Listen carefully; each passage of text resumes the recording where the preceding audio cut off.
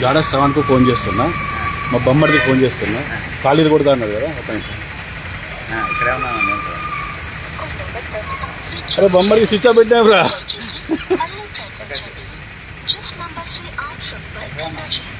బొమ్మడికి switch off పెట్టింది.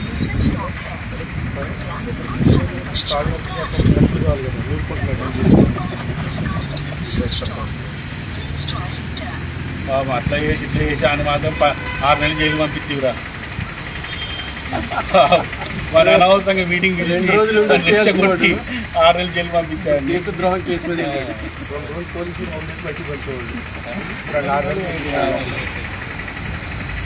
మీద పోతే ప్రశ్న అయిపోయింది.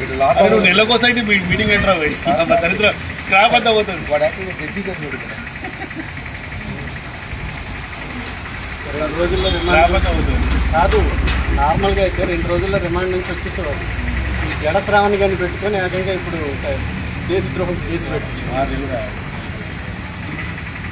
పోలీస్ కస్టడీ నుంచి వచ్చేసాడు. అదే అంటున్నా. Judicial custody